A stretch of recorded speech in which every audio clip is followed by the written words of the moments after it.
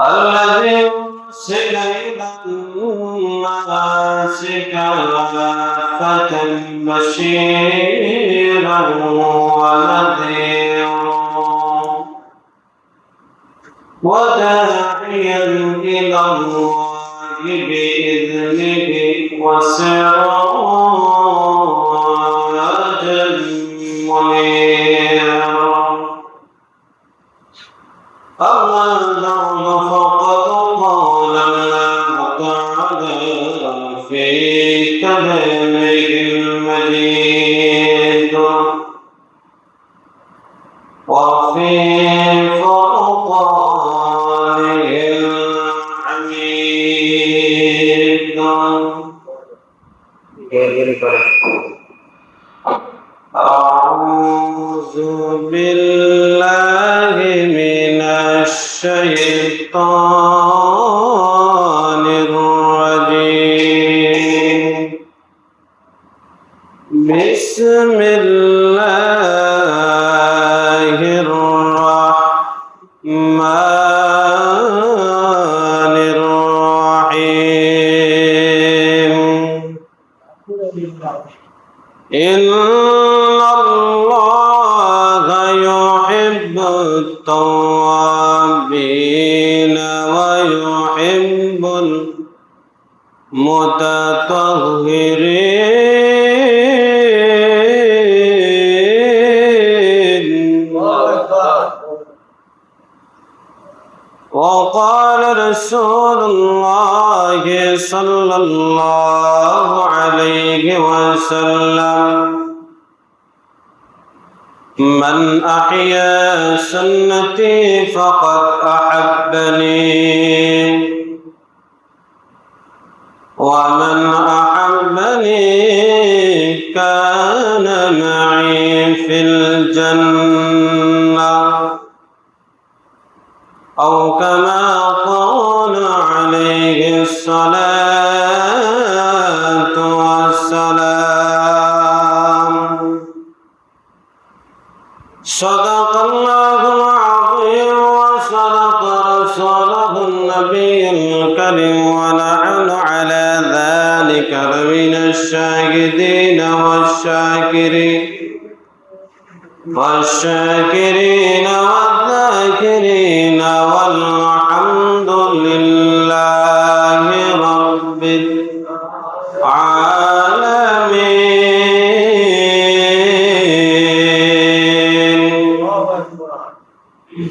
إن الله وملائكته يصلون على النبي،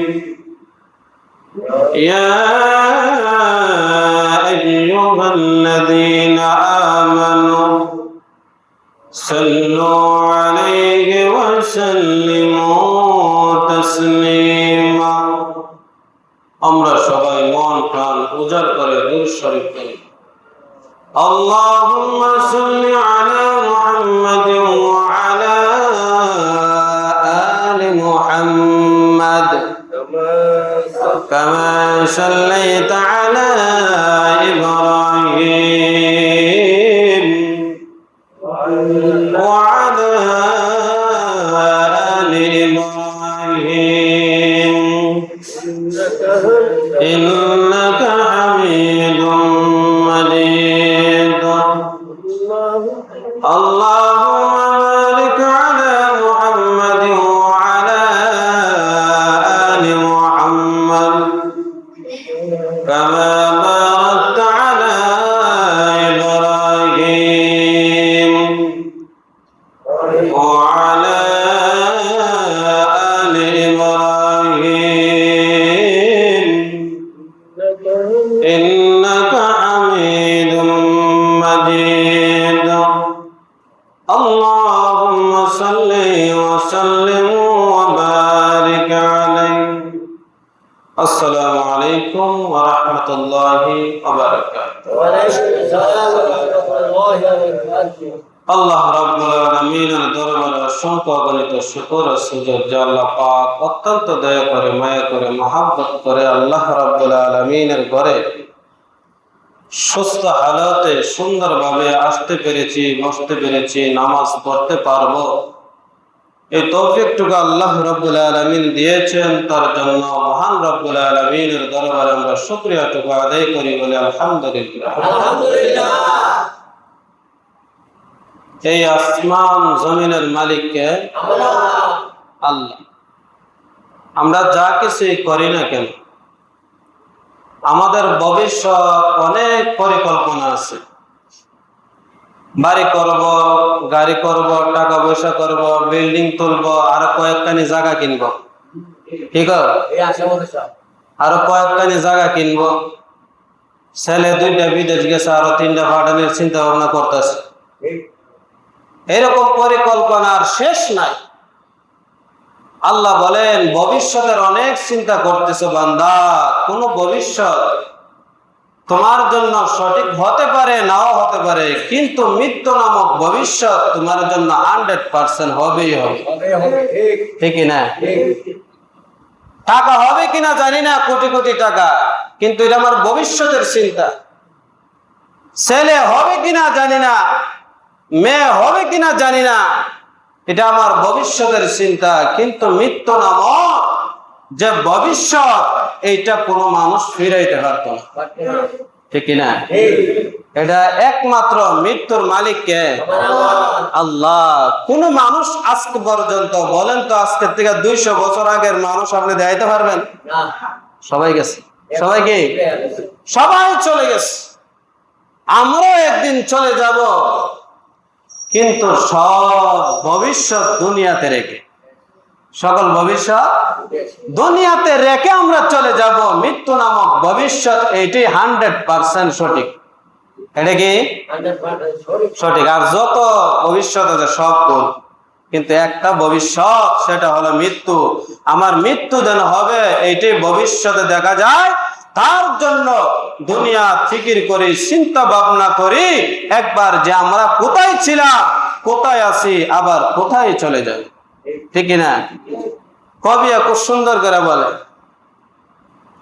আমার বাড়ি আমার আগে বাস করেছে অনেক জন, আমার আগে ওই বাড়িতে বাস করেছে অনেক জন, তারাও গেছে আমিও যাব, থাকবো না তো বেশিক্ষণ, ঠিক না? আমার আগে যারা ছিল আমার বাড়ি, এরা বাড়ি বাড়ি করতো। আরে কি মনে করিস বেটা, আমি 3 কানির মধ্যে বাড়ি দিছি, কয় কি আর মধ্যে? এই মানুষ আজকে দুনিয়াতে নাই। তারা টাকার বড়াই করত, শক্তির বড়াই করত, ক্ষমতার বড়াই করত। এলাকার ভিতরে আমি সবথেকে বড় নেতা, আমার থেকে আর বড় নেতা নাই, ওই নেতা আজকে কবরের মধ্যে শুয়ে রয়েছে, ঠিক না? কেউ দুনিয়াতে বাঁচতে পারবে না। তার জন্য মাটির মানুষ হয়ে চলতে হবে পৃথিবীতে। কি মানুষ? মাটির মানুষ।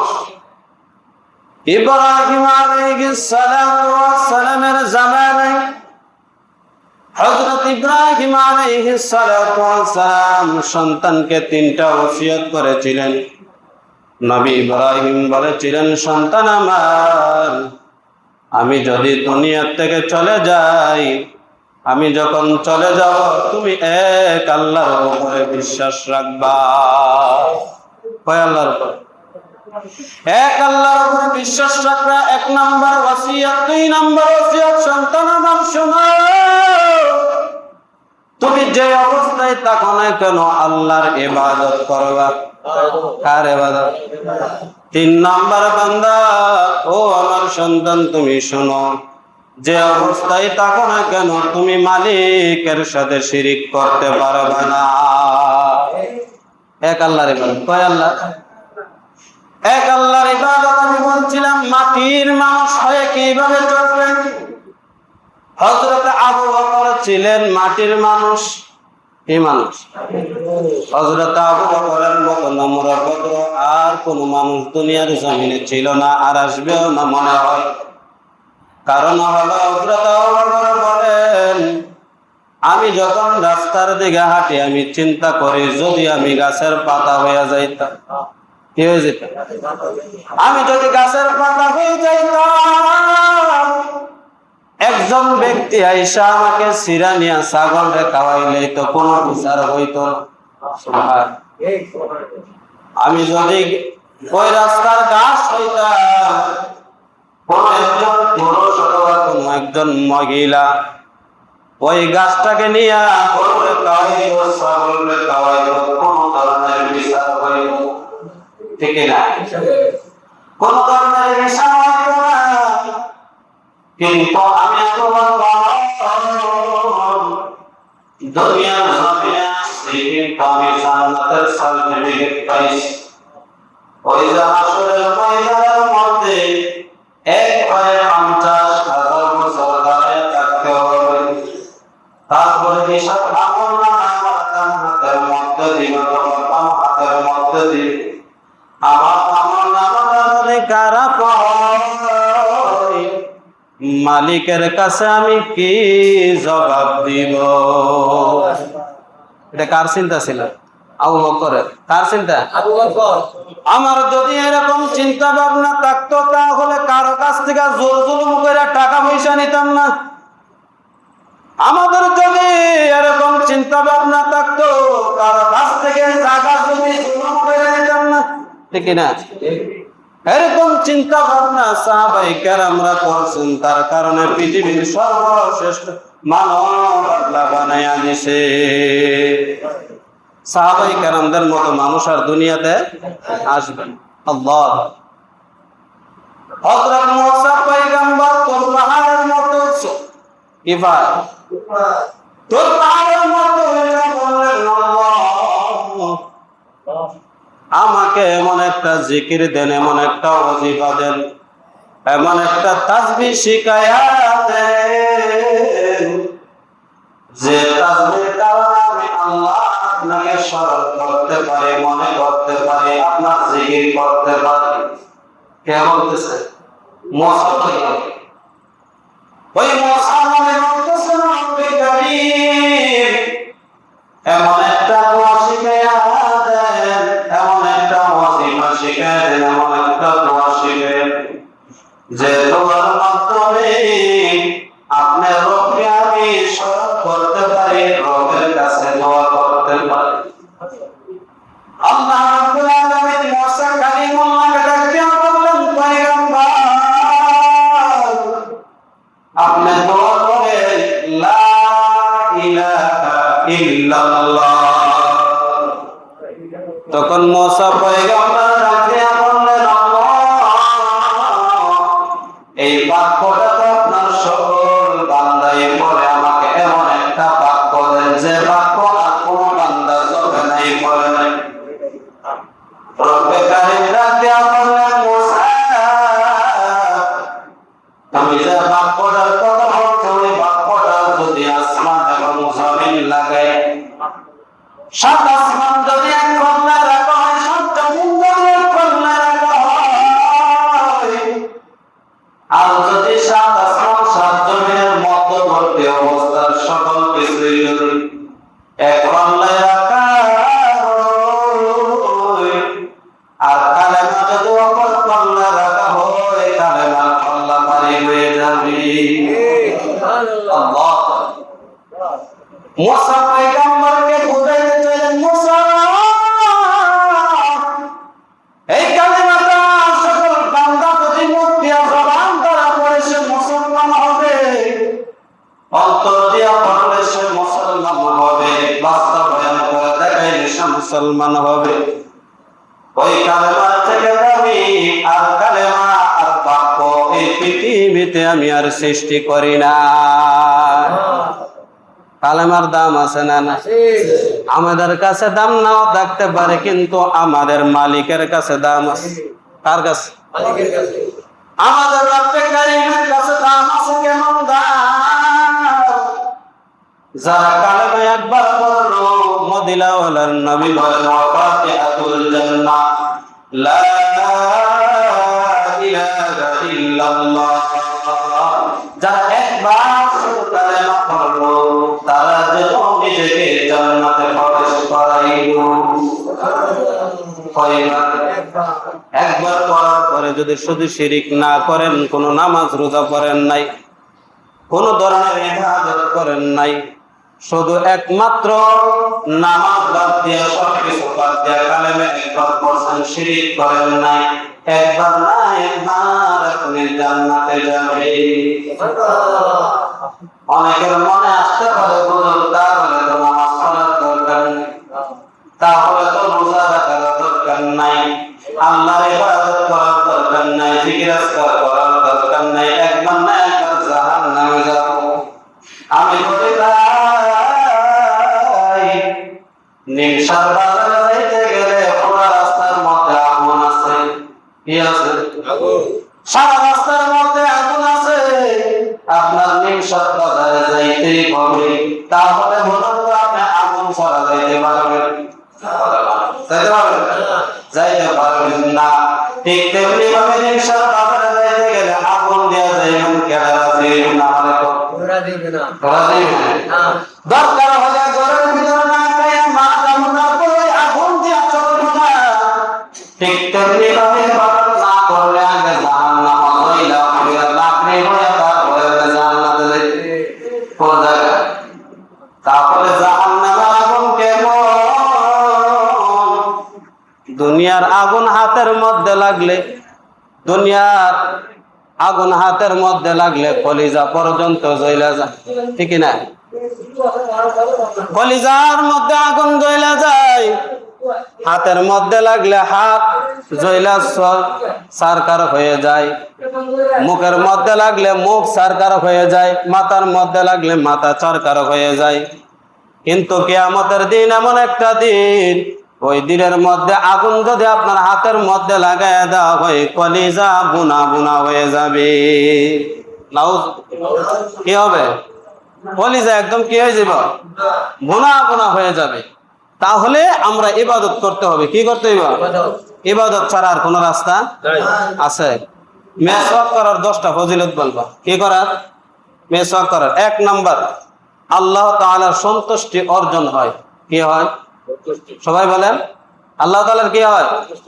সন্তুষ্টি। বলে আল্লাহ তাআলার সন্তুষ্টি কি হবে? আল্লাহ তাআলার কাছাকাছি যাওয়া যায় মেসওয়াক করলে। সুবহানাল্লাহ কইতেন না? আল্লাহ তাআলার সন্তুষ্টি 1। 2 নাম্বার হলো পবিত্রতা অর্জন হয়। মুখের যে দুর্গন্ধ আছে এটা মেসওয়াকের দ্বারা দূর হয়ে যায়। সুবহানাল্লাহ। যেমন আসেন আমরা রেফারেন্স শুনি। 1 নাম্বার সূরা বাকারার 222 নাম্বার আয়াতের মধ্যে বলেন, ইন্নাল্লাহা ইউহিব্বুত তাওয়াবিনা ওয়া ইউহিব্বুল মুতাতাহহিরিন। আল্লাহ রাব্বুল আলামিন বললেন, নিশ্চয় যারা তওবাকারী এবং যারা পবিত্রতা অর্জন করলো, আমি আল্লাহ রাব্বুল আলামিন তাদেরকে ভালোবাসি। তাদেরকে কি করেন? ভালোবাসি। কয়টা কারণে? 1 নম্বর হলো তওবা করে যারা। কি করে? তওবা করেনি আমাদের মধ্যে? তওবা যারা করে, বলে তওবা কিভাবে? বলে 3টা জিনিস নিয়ে তওবা করতে হবে। কয়টা জিনিস? 1 নাম্বার, যে তওবা করবেন, নিয়ত করবেন আল্লাহ অতীতে যত গুনাহ করছি আল্লাহ তার প্রতি আমরা লজ্জিত। তার প্রতি কি? লজ্জিত। ভবিষ্যতে গুনাহ করব না বলে ওয়াদা করলাম, আর বর্তমানে আমরা এই গুনাহ থেকে আমরা তওবা করতেছি। এই 3টা জিনিস দিয়ে যদি আমরা সহিভাবে তওবা নাসুহা করতে পারি, আল্লাহ রাব্বুল আলামিন জীবনের কবিরা সগীরা যত গুনাহ আছে আল্লাহ রাব্বুল আলামিন মাফ করে দিবেন। কি করে দিবেন? মাফ করে দিবেন। 1 নাম্বার। কয় নাম্বার? 2 নাম্বার পবিত্রতা অর্জন। বলে পবিত্রতা অর্জন সর্বপ্রথম গোসল দ্বারা পবিত্রতা অর্জন হয়। কি দ্বারা? গোসল না করে যদি আয়াউযু করেন 72 বার, তারপরে কোনো কথা হবে না, কাজ হইব না, আপনার শরীরে নাফাক লাগিয়ে রইছে। তো সর্বপ্রথম যদি আমরা পবিত্রতা অর্জন করতে চাই কি করতে হইব? সবাই কথা কয়েন, কি করতে হইব? গোসল করতে হইব। 2 নাম্বার হলো ওযুর মাধ্যমে পবিত্রতা অর্জন করতে হইব। কিসের মাধ্যমে? ওযুর মাধ্যমে। 2 নাম্বার মেসওয়াকের মুখ পরিষ্কার ও দুর্গন্ধ দূর হয়ে যায়। 2 নাম্বার কি? মুখ পরিষ্কার ও দুর্গন্ধ দূর হয়। 3 নাম্বার নামাজ। নামাজে যাওয়ার বৃদ্ধি মানে নামাজ পড়ার সওয়াব বৃদ্ধি করে দেন আল্লাহ। কি করে দেন? নামাজ দেন পড়তেছে আমরা, 1 রাকাত পড়লে যদি 1% যদি সওয়াব হয়, এই মেসওয়াক করার কারণে রাসূল বললেন ওই কারণে তার নামাজে 1% থেকে 10% সওয়াব আল্লাহ দান করে দেয়। কি করার কারণে? মেসওয়াক। মনে রাখেন।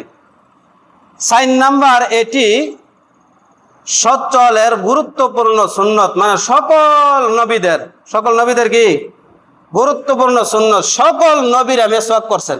সুবহানাল্লাহ। সকল নবীরা কি করছেন? এমন কোন নবী দুনিয়াতে আসে নাই যে নবী মেসওয়াক করে নাই। সকল নবীদের সুন্নত হলো মেসওয়াক। 5 নাম্বার, ওযুর সময় মেসওয়াক করা উত্তম একটা ইবাদত। ওযুর সময় কি করা? মেসওয়াক করা। বলে ওযুর সময় কেন? জিবরাইল আমিন রাসূল মৃত্যুর আগ পর্যন্ত, রাসূল কি মৃত্যুর আগ পর্যন্ত রাসূল করিম সাল্লাল্লাহু আলাইহি ওয়াসাল্লামকে জিবরাইল আমিন নির্দেশ দিয়েছেন, রাসূল আপনি নামাজে যখন যাবেন তার আগে আপনি মেসওয়াক করে নামাজ আদায় করবেন। কে বলছেন? জিবরাইল, মানে সকল ফেরেশতাদের লিডার। সকল ফেরেশতাদের কি লিডার। তিনি নবীজিকে আদেশ করেন, ইয়া রাসূলুল্লাহ আপনি মেসওয়াক করবেন মৃত্যুর আগ পর্যন্ত। রাসূলকে বলছেন আপনি মেসওয়াক করতেই থাকেন। সুবহানাল্লাহ।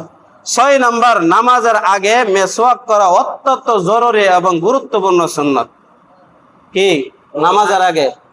আচ্ছা বলুন তো, আমরা তো মুসলমান, রাসূলের সুন্নত আমরা ফলো করি, কি করি? এক ব্যক্তি বলেছেন, খুব ভালো একজন আলেম, যে ব্যক্তি রাসূলের সুন্নত অনুসরণ করলো সে যেন রাসূলের কাছাকাছি গেল। কি গেল? আর যে রাসূলের কাছাকাছি গেল সে যেন আল্লাহর কাছাকাছি গেল। আর যে ব্যক্তি আল্লাহর কাছাকাছি গেল সে যেন জান্নাতে চলে গেল। সুবহানাল্লাহ। আর যে ব্যক্তি রাসূলের সুন্নত অনুসরণ করে নাই তারা রাসূল থেকে দূরে, আর যে ব্যক্তি রাসূল থেকে দূরে এই ব্যক্তি আল্লাহ রাব্বুল আলামিন থেকে দূরে, আর যে ব্যক্তি আল্লাহ থেকে দূরে এই ব্যক্তি তো জান্নাত থেকে দূরে। ঠিক না? তাহলে কি করতে হইব? সুন্নত। তাহলে কি করতে হইব? সুন্নত যদি আদায় করতে হয় তাহলে রাসূলের উত্তরসূরি হবেন, রাসূলের সাথে জান্নাতে প্রবেশ করতে পারবে। সুবহানাল্লাহ। 6 নাম্বার, কি বলছি? গুরুত্বপূর্ণ সুন্নত, মেসওয়াক করতে হবে। 7 নাম্বার, ফেরেশতাদের আগমনের, মানে ফেরেশতা রাসূল করিম সাল্লাল্লাহু আলাইহি ওয়াসাল্লাম যখন ফেরেশতা আসতো জিবরাইল, তার আগে দিয়া রাসূল সাল্লাল্লাহু আলাইহি ওয়াসাল্লাম মেসওয়াক করতেন। কারণ হলো জিবরাইল নিয়ে আবার মুখের গন্ধর কারণে আবার চলে যায়। আল্লাহু আকবার। আর আমরা বিড়ি খাই আয়া মসজিদে ঢুকে দেখে, ঠিক না? রাসূল কি বিড়ি খাইছেন? নাউজুবিল্লাহ। রাসূল খাইছেন? খান নাই। তারপরে মনে করেন কি বলছেন? মেসওয়াক করেন, মুখে যেন দুর্গন্ধর কারণে জিবরাইল চলে না যায়, ওই কারণে মেসওয়াক করাইছেন। আর আমরা তো আরো কিছু করানোর দরকার, কথা কয় না? হ্যাঁ, মেসওয়াকের পরে যদি অন্য কিছু তাই এটা করানোর দরকার। কারণ হলে আমরা আবি যাবি খাই, ঠিক না? যেটা মনে আছে এটাই খাইলা, আছে না নাই? যেটা হারাম এটাও খায়, যেটা হালাল এটাও খায়। হালালে হারামে পেটের ভিতরে গিয়া বাসা বাঁধে, এটি জাহান্নামের কারণ হইব। এটা কি এর কারণ হইব? জাহান্নামে যাওয়ার কারণ।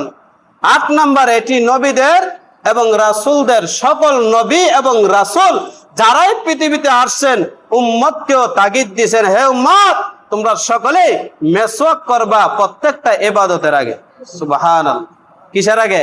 ইবাদতের আগে। আমরা ইবাদত করি, প্রত্যেকটা ইবাদত মানে 5 ওয়াক্ত নামাজের আগে গুরুত্বপূর্ণ সুন্নত। রাসূল করিম সাল্লাল্লাহু আলাইহি ওয়াসাল্লাম বলেন, যদি আমার উম্মতের জন্য কঠিন না হইতো তাহলে প্রত্যেক নামাজের আগে বাধ্যতামূলক আমি মেসওয়াক করা বানাই দিতাম।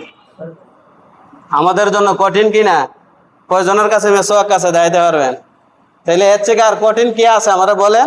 রাসূল কি জানেন না? আমরা তো গাফলিত করুন। হ্যাঁ, রাসূল জানেন, এই কারণেই বলছেন উম্মতের জন্য যদি কঠিন না হইতো, উম্মতের জন্য যদি এটা বাস্তবায়ন হয়ে যেত তাইলে তাদের জন্য আমি এটা ওয়াজিব অথবা ফরজ করে যেতাম, তাহলে তাদের উপরে না করলে গুনাহের কাজ হইতো। কিন্তু এখন সুন্নত হওয়ার কারণে না করলে গুনাহ হয় না, কিন্তু এটা গুরুত্বপূর্ণ সুন্নত। এটা কি সুন্নত? গুরুত্বপূর্ণ সুন্নত। 9 নাম্বার, রোজা অবস্থায় রাসূল মেসওয়াক করছেন। কি অবস্থা? রোজা অবস্থা। রোজা অবস্থায় মেসওয়াক করছেন, কারণ হলো রমজান মাসেও জিবরাইল আমিন রাসূলের কাছে আসতেন। কি করতেন? রমজান মাসেও আসতেন, রোজা অবস্থায় আসতেন। তার কারণে রাসূল করিম সাল্লাল্লাহু আলাইহি ওয়াসাল্লাম বলছেন, উম্মত তোমরা রোজা অবস্থায় তোমরা নবীর সুন্নত এবং মেসওয়াক তোমরা আদায় করবা। 10 নম্বর, এটা প্রকৃতপক্ষে সুন্নত, এটা আদায় করা বাধ্যতামূলক আমাদের মুসলমানের উপরে, এটা গুরুত্বপূর্ণ সুন্নত। এটা যদি সারা হয় তাহলে মুসলমানদের জন্য ক্ষতি হওয়ার কারণ হয়ে যাবে। কি হওয়ার কারণ হবে? ক্ষতি হওয়ার কারণ হবে। তাহলে একটা বিষয় মনে রাখবেন, গ্রাম অঞ্চলের ভিতরে, কিসের ভিতরে? গ্রাম অঞ্চলের ভিতরে দেখবেন কিছু মানুষ টাকা পয়সা হইলে, কি হইলে মনে রাখেন, কিছু মানুষ টাকা পয়সা হইলে দেখেন একটা গরম আছে টাকা পয়সার। কিসের গরম আছে? টাকা পয়সার একটা গরম আছে। যুবক থাকতে যুবকের একটা গরম আছে। আর একটা দেখবেন বেশিরভাগ মানুষ যখন টাকা পয়সা হইয়া উচ্চ লেভেলে চলে যায়, ওই মানুষের দেখবেন একটা গরম আছে। আছে না নাই? আছে। এক ব্যক্তি, এটা বোঝার জন্য আপনাদেরকে বলতেছি, এক ব্যক্তি একবারে অশিক্ষিত, মূর্খ, জাহেল, কোনো কিছু অক্ষর বলতে কোনো কিছু চেনে না। ওই ব্যক্তি ঢাকার মধ্যে একটা ফ্যাক্টরি আছে। কি আছে?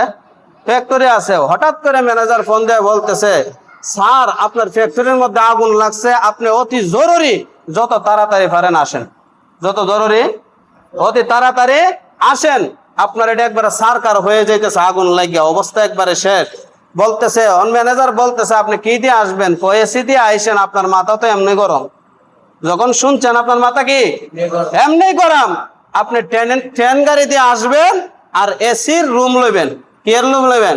এসির রুম লইবেন, যাতে আপনার মাথাটা সবসময়, শরীরটা যাতে সবসময় ঠান্ডা থাকে। তখন ট্রেনের মধ্যে উঠছে, ওঠার পরে একটা হলো সি আর একটা হলো ডি। একটা হলো সি, রিমোট আছে। কি আছে? রিমোট। সির মধ্যে মানে কি? সির মধ্যে ঠান্ডা বাতাস আর ডির মধ্যে গরম বাতাস। এটা বুঝতে হইব। বেটা কি বলছিলাম, একবারে মূর্খ, একবারে জাহেল, অক্ষর বলতে কিছু কি চিনে না, কিন্তু টাকা পয়সার কারণে গরম। টাকা পয়সার কারণে গরম। ওই ব্যক্তি যখন এসি গাড়ির মধ্যে উঠছে, দ্বিতীয় ছিল সির মধ্যে দেয়া লাইছে ডির মধ্যে। এক হইলে গিয়ে ফ্যাক্টরির আগুন লাগছে, এক হইলে গিয়ে টাকার গরম, আর এক হইলে সিজনের গরম। এক হলে কিসের গরম? সিজনের গরম।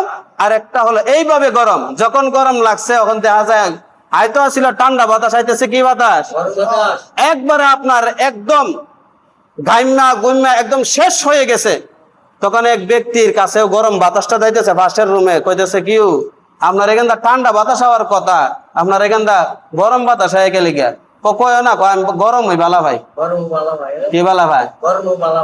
যদি কথাটা কয় যে না গরম আমি বলে ছাইরা দিছে, তাহলে তো এই ব্যক্তি জানতে পারবো যে হ্যাঁ যে মুরুক্কর ঘরের মুরুক্ক, ঠিক না?